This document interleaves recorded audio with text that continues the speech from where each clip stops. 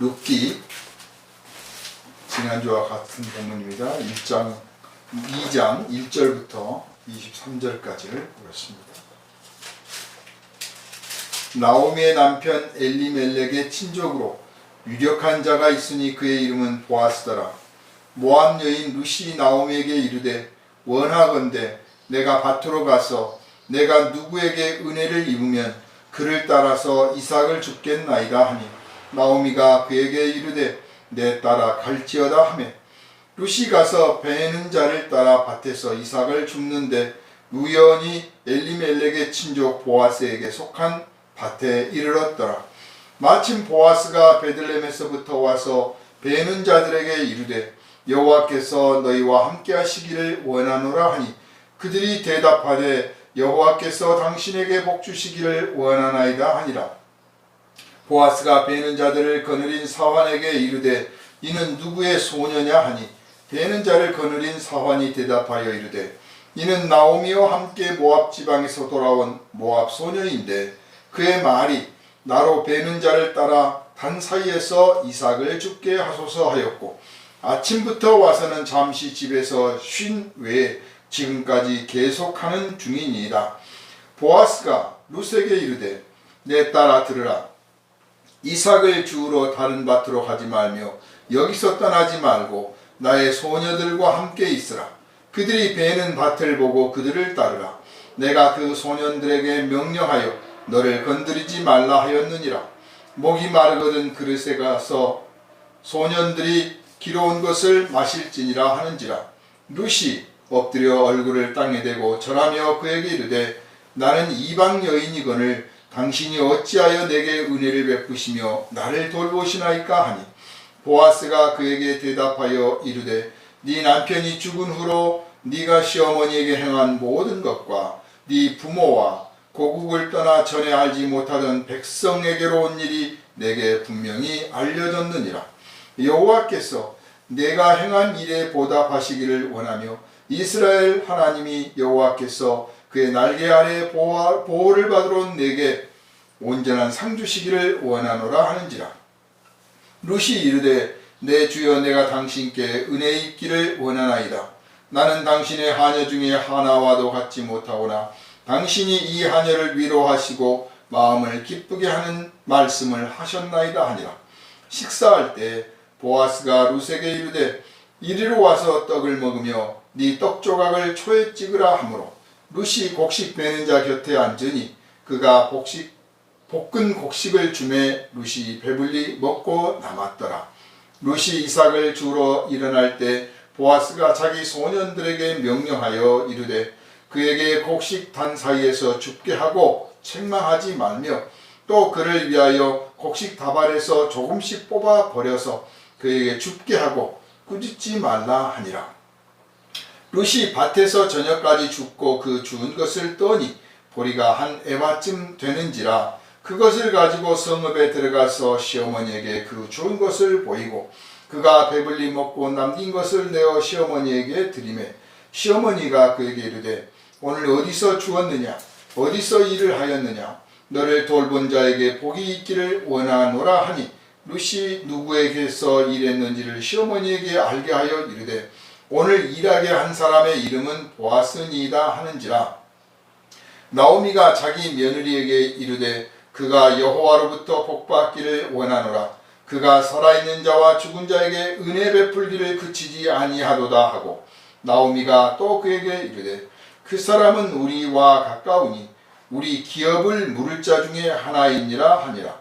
모압 여인 룻이 이르되 그가 내게 또 이르기를 내 추수를 다 마치기까지 너는 내 소년들에게 가까이 있으라 하더이다 하니 나오미가 며느리 룻에게 이르되 내 딸아 너는 그의 소녀들과 함께 나가고 다른 밭에서 사람을 만나지 아니하는 것이 좋으니라 하는지라. 이에 룻이 보아스의 소녀들에게 가까이 있어서 보리 추수와 밀 추수를 마치기까지 이삭을 주우며 그의 시어머니와 함께 거주하니라. 아멘. 할렐루야. 아멘. 아브라함이 하나님과 함께한 사람이다 라는 말을 들었습니다. 우리 인간이 인생이 들을 수 있는 최고의 찬사가 그게 아닌가 싶어요. 하나님이 함께했다. 예수께서 이 땅에 오실 때 그 이름을 임마누엘이라 하리라 그랬잖아요. 하나님이 함께 하신다. 그런 뜻이란 말이에요. 그러니까 하나님이 함께 하시려고 오셨는데 사람들이 하나님을 함께 하지 않는 거죠. 그 종교적인 이유, 무슨 철학적인 이유, 신념 뭐 등등 다양한 명분을 내세워서 하나님과 함께 하기를 하나님이 원하셨는데 지금 그걸 거부하고 있는 거예요. 어쨌든 반대로 말하면 하나님이 함께하는 사람이란 그 말을 듣는 것이 우리가 들을 수 있는 최고의 영예다. 최고의 자랑이요, 기쁨이요, 복이다. 다른 복 얻으려 하지 말고 하나님이 나와 함께 계신다라고 하는 이 복을 우리 모두가 풍성히 누리시기를 주님의 이름으로 축원합니다. 아멘. 근데 하나님이 함께한다라는 말을 듣는 것을 대개는 그 삶에서 큰 권능이 나타나거나 이적이 나타나거나 놀라운 어떤 것들이 있을 때만 꼭 그런 말을 듣는 것으로 생각을 합니다. 또 아주 크게 부유하게 되었다든지 생각지도 않았던 사람이 큰 벼슬을 얻는다든지 또 아주 유명해진다든지 사람으로서는 할 수 없었다고 생각되는 신기한 재주를 부린다든지 아무튼 좀 제법 세상에서 유명해지고 이름 날리고 힘께나 쓰게 되고 뭔가 좀 그렇게 되었을 때 하나님이 함께했다라고 말을 듣게 되고 하게 되는 것이 일반적입니다. 그러나 성경은 그렇게 말씀하지 않고 있습니다. 성경에서 하나님이 함께한다고 하는 것은 꼭 그러한 형통만이 함께하는 것이 아니에요. 결과가 어떠냐는 거예요. 결과가. 지금 과정도 물론 대단히 중요하지만 그 결과가 그 과정, 즉 그 원인을 설명해 줄 수 있는 것. 다시 말해서 그의 삶의 결과가, 그의 행동의 결과가 하나님이 기뻐하실 어떤 열매를 맺는 것.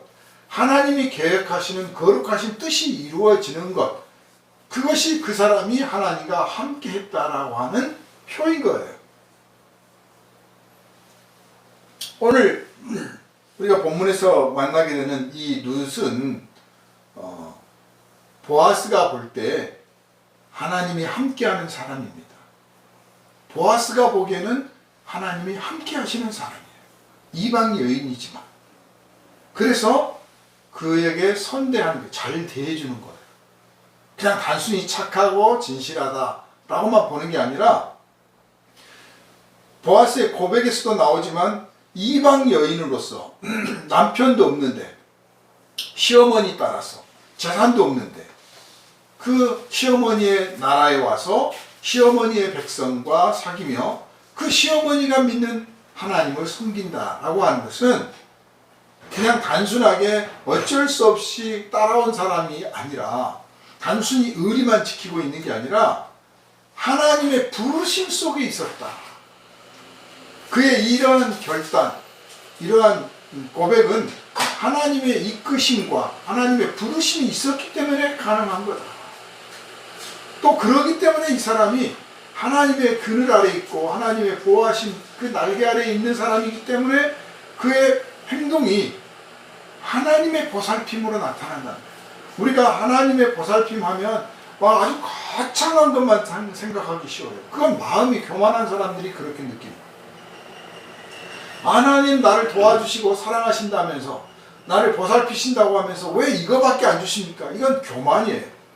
하나님의 인도하심과 보호하심과 보살피심은 정말 사람들이 보기에는 지극히 하찮은 것으로 보일지라도 그 속에서 하나님의 손길을 느끼고 은혜를 느끼고 그래서 하나님의 인도하심을 감사하고 찬송할 때 하나님의 보살피심이 드러나게 되는 겁니다. 이 룻이라고 하는 여인은 남들이 볼 때는 참 가난하고 형편이 어려운 정말 팔자 사나운 그런 인생이에요. 그런데 보아스가 보기에는 이 사람은 하나님의 이끄심 속에 있고 하나님의 보살핌 속에 있다. 그러므로 우리의 눈이 열려서 부유하고 성공하고 유명하고 힘있는 사람, 그런 사람들만 하나님이 복준 사람이 아니라 지금 가난하고 지금 병들었고 지금 연약하고 무능하고 사람들한테 인정받지 못할지라도 하나님이 함께 하시는 사람을 알아보는 눈이 열리기를 주님의 이름으로 축원합니다. 그리고 그런 사람을 선대할 줄 알고 그런 사람을 존귀히 여길 줄 알고 그런 사람의 미래를 축복할 줄 알고 그 사람의 미래와 내가 연결되는 소망을 품는 그런 복된 심령 되기를 주님의 이름으로 축원합니다. 아멘. 오늘 우리가 자본주의 세상 속에 살면서 그런 눈들이 닫혀져 가고 있다는 게 참 안타까워요. 옷차림은 남루하지만 저 사람이 하나님과 함께하는 사람이다. 저 사람의 눈과 눈빛과 말 속에 하나님을 향한 소망이 있고 하나님의 사랑과 은혜가 있다. 그의 행동이 하나님의 권능 속에 있다. 이런 걸 알아보는 눈들이 우리가 없어져 가는 거예요. 참 안타깝습니다. 그것은 그만큼 우리가 추구하고 있는 것이 영적이라는 것보다는 단순히 외적인 것을 추구하고 있는 게 아닌가 그런 거예요. 예수님께서 그렇게 많은 권능을 베푸시고 마치 정말 천국의 서기관과 같고 그 말씀하시는 것이 세상에 있는 사람과 다른 권세 있는 자와 같았다고 그 성경에 고백할 정도로 정말 힘있는 말씀을 전하시고 병자를 고치시고 그렇게 이 땅에서 보통 사람과는 다른 모습을 분명히 보였건만 당시의 장로들과 서기관들과 대제사장들과 그 밖에 많은 사람들이 예수님을 알아보는 눈이 없었습니다. 그래서 예수를 십자가에 못 박았습니다. 알아보는 눈이 있었다면 예수님을 그냥 한 사람으로만 보지 않고 제자들처럼 똑같이 당신은 그리스도요 살아계신 하나님의 아들이십니다 그랬을 거예요. 그래서 성전을 방문했을 때 아이고 어서 오십시오 하고 환영을 했을 거예요. 그런데 알아보는 눈이 없는 게 아니라 아예 멀어서 예수를 보면 오히려 시기하고 예수를 보면 경계하고 비난하고 예수를 위험인물로 취급을 했던 거죠. 왜? 자기들의 체계를 무너뜨리고 자기들의 체계를 위협하고 자기들이 가르치고 있는 것들을 무시하고 자기들이 추구하고 있는 가치관을 비웃고 있기 때문에 그렇게 생각을 한 겁니다. 그래서 우리가 이 룻기를 통해서 하나님의 그 위대하신 손길만을 발견하는 게 아니라 정말 이 룻이 인정받고 보아스라는 사람이 그것을 알아볼 수 있었던 그런 풍성한 믿음의 세계, 영적인 세계, 영안이 열려있는 그런 신앙을 우리가 회복하고 추구하고 그 신앙을 지켜나가기를 소망하는 그런 마음들이 여기서 열려지기를 주님의 이름으로 축원합니다. 보아스가 룻이라는 여인이 하나님의 보살핌 속에 있고 하나님이 함께하는 사람이라는 사실을 알았기 때문에 그에게 이제 참 대접을 해줍니다. 나름의 대접을 해줘요. 이게 사람을 대접한다고 하는 것은요 너무 거창하게 대접하는 것도 사실 좋은 게 아닙니다. 이를테면 이 룻을 보아스가 아이고 뭐 이삭을 줄 거 뭐 있습니까? 내가 밭대기 딱 끼워 드릴게요. 뭐 이럴 수도 있잖아요. 그냥 한 10성 가져가십시오. 사람들한테 보아라 이 여인이 이렇다. 그러면서 사람들 앞에 자랑도 하고 막 뻐기기도 하고 그럴 수 있을 거 아니에요. 우리가 되게 선행을 한다고 하는데 은근히 그럴 때가 참 많아요. 근데 그게 당장은 물질적으로 그걸 보여주는 거잖아요. 어떤 면에서는 이 룻과 그 나오미를 비웃는 것이나 마찬가지예요. 비웃는 거. 무시하는 거죠. 그냥 이 이삭을 줍는 것은 당시에 모든 사람들이 가질 수 있는 가난한 사람들의 권리예요. 이삭을 떨어뜨려야 되는 것은 의무이고요. 그래서 그 백성 중에 한 사람으로서 더 그 이하도 아니고 그 이상도 아니고 그냥 딱 그 대접을 해줍니다. 그게 어떻게 보면 굉장히 균형 잡혀 있는 거예요. 우리가 구제를 할 때 또 아주 가난한 사람들 그 위험에 처해서 도와줄 때 지나치게 하는 것이 결코 도움이 되는 게 아닙니다. 그냥 적절하게. 그러나 인색하지 않는 거죠. 얼마든지 더 줄 수도 있어요.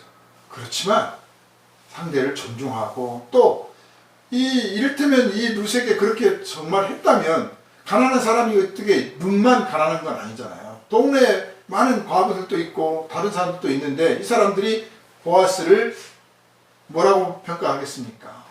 저 사람이 뭐 흑심을 품었느니 뭐 했느니 그런 말도 나올 뿐만 아니라 룻을 와서 미워하고 학대해요. 시기하고.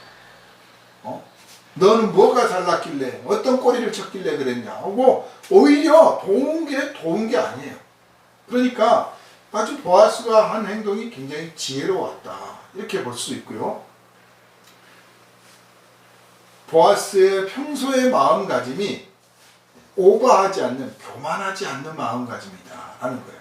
우리가 선을 행하되 교만하지 않게 합니다.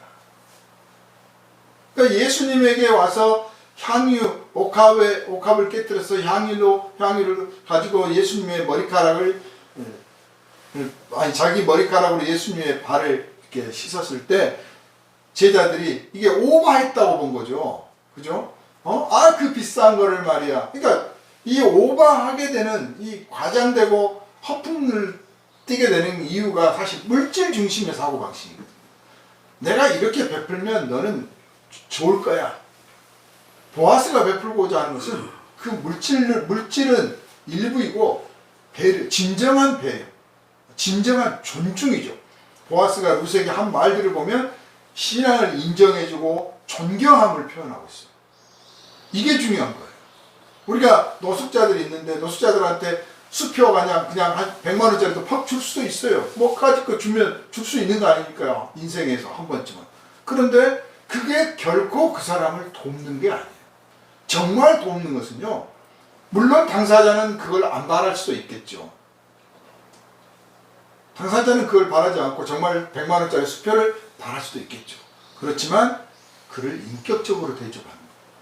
언젠가 그 뉴스에 보니까 지갑에다가 돈 엄청난 현금도 가지고 있고 수표도 가지고 통장에 뭐 몇 억이 들어있는 통장을 갖고 있던 노숙자가 그걸 잃어버렸다고 해서 뉴스에 나온 적이 있어요. 그 부잣집인데 할 일이 없고 그러다 보니까 정말 어떻게 하다가 노숙자가 된 거예요. 그 노숙자가 됐지만 여전히 부잣집 아들이야. 그 아버지 돌아가시고 나서 이제 유산 다 물려받았는데 그거 가지고 노숙자 생활하니까 할 일이 없잖아요. 그래서 옆에 이제 같이 노숙하는 사람들 밥도 사주고 뭐 했는데 자기는 이제 내가 할 수 있는 나름의 선을 베푼 거죠. 그 노숙자들끼리 먹으면 뭘 얼마나 먹겠습니까. 근데 그걸 딱 노려보고 있다가 얘 돈 좀 많구나 하고 지갑을 훔쳐서 통장이랑 돈이랑 쫙 털어갔다. 어떻게 그러냐. 그런데 자 돈만 가지고 말하면 누가 와서 그 사람한테 10만 원짜리를 딱 내놓은 수표를 준다고 하더라도 그 사람이 이 사람아 나 돈 많어. 그렇지 않겠습니까? 그렇듯이 영적 부자가 있는 거예요. 이 영적 부자가 돼야 되는 거예요. 우리 그리스도인들이. 물질적 부자가 아니에요. 영적 부자가 부자예요. 보아스는 존중을 했던 거죠. 존중을. 그래서 소년들한테도 해치지 말고 대접하라. 그런 명령을 내렸던 겁니다. 자, 보아스는 자신의 신앙도 하나님 앞에서 바르게 지켜나가는 것을 추구하고 있지만 그 공동체의 신앙이 어떻게 가는가에 대해서도 관심이 있습니다. 우리가 기도해야 되는 게 나와 내 가정을 위해서도 기도해야 되지만 우리 교회를 위해서도 기도해야 되는 거예요. 그 교회의 전체적인 신앙, 교회가 가지고 있는 전체적인 신앙, 교회가 한 나무라고 치면 어떤 가지는 아주 건강한데 어떤 또 다른 쪽 가지는 말라서 비틀어지고 있는 가지가 있을 수 있단 말이에요. 제일 좋은 나무는 골고루 다 건강한 가지가 있어야 되는 거 아닙니까? 네? 그래야 꽃도 피고 열매를 맺을 때 다 칭찬을 받는 거 아니에요. 그런데 어떤 나무를 보면 아주 번성해서 가고 있는 한쪽에서는 말라가고 있어요. 말라가고 있어. 무슨 연유인지는 모르지만 우리는 교회가 주님이 말씀하신 것처럼 포도나무라고 치면 아주 모든 가지가 잘 뻗어나가고 왕성해서 아주 건강한 열매를 풍성하게 맺어내는 것, 그걸 소망하고, 그래서 교회를 위해서 기도할 때 하나님 우리 교회가 전체를 위해서 기도하는 거죠. 이 신앙이 건강한 신앙, 영적으로 살아있는 활발한 신앙, 그리고 하나님이 기뻐하시는 일을 많이 감당할 수 있는 그런 교회로 성장시켜 주십시오. 이런 기도가 필요합니다. 그것을 위해서 필요한 물질들, 다른 자원들이 공급되어야 하는 거죠.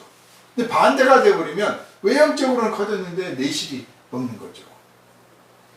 그래서 하나님이 함께하는 사람을 알아보는 눈이 없어져 가는 겁니다. 보아스의 이름을 언급하면서 지난 시간에도 말했지만 다윗의 가문이라고 하는 것만 본다면 보아스가 이미 등장한 중심 인물입니다. 그러나 사실 엄밀하게 말하면 이 룻이 없었으면 있을 수 없는 사건이거든요. 그래서 룻이 주인공이고, 엄밀하게 말하면 다윗의 자손이 아니라 룻의 자손인 거예요. 예수님. 룻의 자손이에요. 다윗이 인정받는 이유도 믿음 때문이거든요. 다윗이 부모에게서, 그리고 할아버지에게서, 증조할아버지에게서, 증조할머니에게서 계승받은 게 뭐냐? 믿음인 거예요. 혈통만을 물려받은 게 아니라 믿음의 계승자인 거죠. 우리 교회 안에서도 믿음의 계승자들이 나와야 됩니다. 모두가 계승자가 되어야 됩니다. 사도들의 신앙을, 예수님의 신앙을 사도들이 계승했고, 사도들의 신앙을 우리가 계승하는데, 이게 목사만 계승하고 있는 게 아니라 성도 한 사람 한 사람이 그래, 이 사도들의 신앙을 내가 계승해야겠다, 그런 고백이 있어야 되고, 그런 소망의 기도가 있어야 됩니다. 그래서 더 부지런히 성경도 읽고 연구하고 말씀을 더 배우려 하고 더 기도도 많이 해야 되는 거예요. 다른 사람들처럼 하는 게 아니라 그냥 모양만 기독교인이 아니라 사도를 전승하는 기독교. 그래서 우리가 사도신경을 하게 된 이유가, 사도신경이라고 하는 것 자체가 사도적 권위를 가졌다라는 뜻이기도 하지만, 사도들의 신앙 고백을 듣고 제자들이 계속해서 그러한 고백들을 하게 되어서 사도신경이라고 한 거거든요.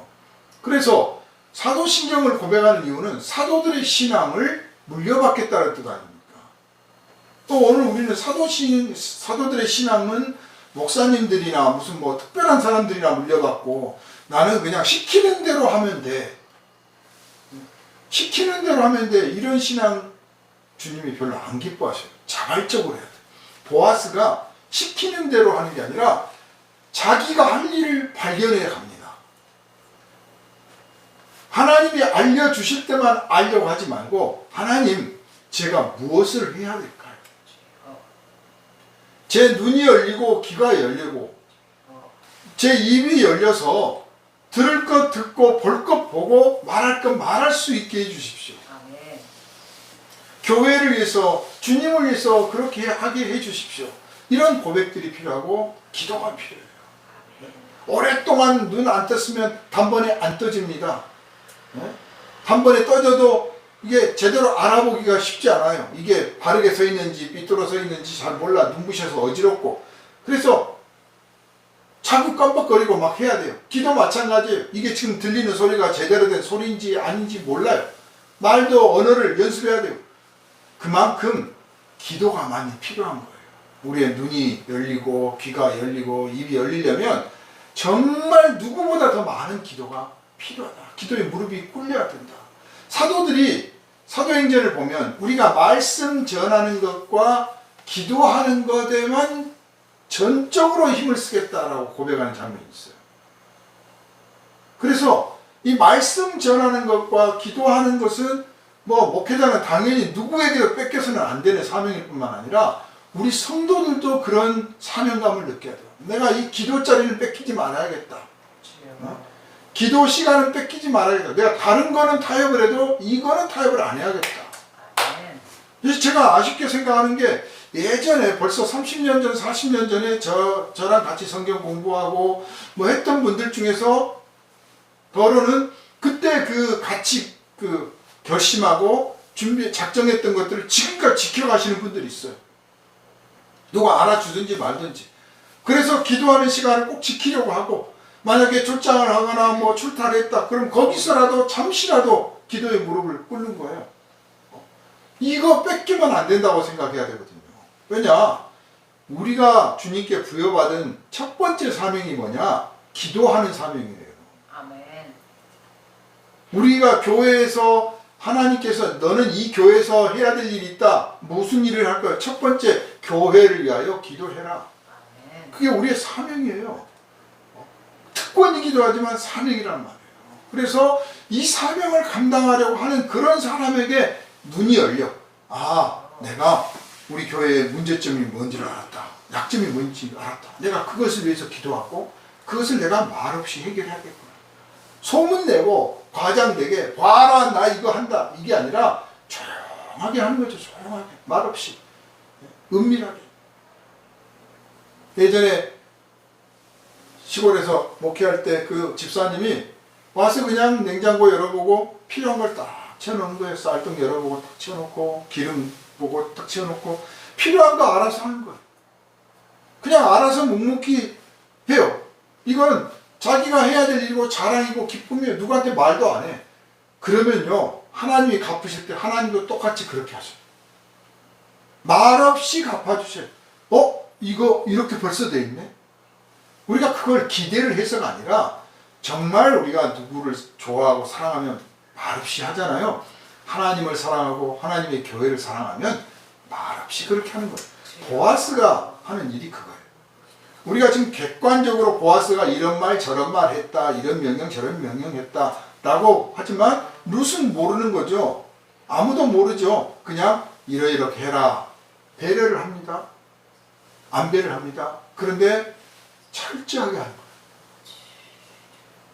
그 작은 일이라도 철저하게 합니다. 하나님 앞에서 하는 일은 정말 종이 돼서 해야 됩니다.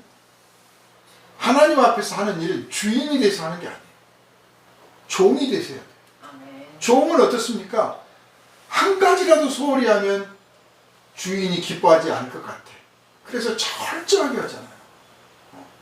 다 교회를 오는데 요즘 교회들은 다 주인 돼서 와요. 주인 돼가지고 와서 쓰고 목사님 설교를 잘하네 못하네 평가하고 앉아있고 교회가 청소하는 사람들 하나도 없나? 자기가 하면 되잖아. 자기가 검열이야. 전부 주인이에요. 종이 돼야 되는데 와서 이게 지저분해? 내가 해야지. 다 간 다음에 나라도 해야지. 이런 종된 마음이 복된 마음인 거예요. 그게 철저한 마음이에요. 이것을 이 구약에서는 그렇게 하라고 표현을 안 하고 있지만 신약에 와서는 성령께서 그걸 가르쳐 주십니다. 주를 섬기듯 하라. 무슨 일을 하든지 주를 섬기듯 하라. 보아스는 룻이라고 하는 이 이방 여인을 주를 섬기듯 대접합니다. 그 안에서 충분하게 합니다. 그랬더니 결실이 맺어지는 거죠. 자기에게 가업을 이을 권리가 주어집니다. 그래서 결국 룻에게 들어가게 됐고 룻에게서 바로 다윗의 할아버지가 태어나게 되는 거죠. 알았겠습니까? 다윗이 나중에 자기 증손자가 왕이 될 걸 어떻게 알았겠어요? 우리가 지금 심으면 그게 지금 내 눈앞에서 아무것도 아닌 것 같죠. 그러나 내 다음 세대, 그 다음 세대에 큰 결실로 맺어질 걸 누가 알겠습니까? 그걸 기대하지 않고서도 마찬가지거든요. 사랑하는 여러분, 이 룻기는 읽을 때마다 훈훈하고 마음이 따뜻해집니다. 그리고 겸손해지고요, 진실해지고요. 정말 내 눈에 지금 어설프게 보이는 것들이 하나님의 안배요, 하나님의 이끄심인 줄 내가 어찌 알겠느냐 하는 생각이 듭니다. 우리 교회 참 세상에서 제일 작은 교회 중에 하나일 거예요. 그렇지만 마치 이삭을 줍는 룻처럼 하나님께서 이끄시는 그런 이끄심이 있는 교회입니다. 그래서 마침내 보아스를 만나서 큰 결실을 맺어냈듯이 우리에게도 그런 일들이 반드시 일어날 줄로 믿습니다. 우리 모든 성도들이 영적인 눈이 열려서 하나님께 소망을 품고 매사에서 충성된 종들 다 되시기를 주님의 이름으로 축원합니다. 아멘. 거룩하신 주님께서 이 시간에도 우리와 함께 하셔서 은혜를 받게 하시니 감사드립니다. 성령께서 감화와 감동을 주셨사오니 우리들의 삶의 모든 여정 속에서 주님이 함께 하심을 감사하고 하나님께서 함께 하시는 사람을 우리가 알아보는 눈이 열려서 그들을 존귀하게 대접하며 그들이 원하는 바를 이루어주되 하나님께서 기뻐 받으실 만한 충성된 종으로서의 사명을 잘 감당케 하여 주시옵소서. 우리를 원하신 예수 그리스도 이름으로 간절히 기도하옵나이다. 아멘. 마치겠습니다. 수고하셨습니다.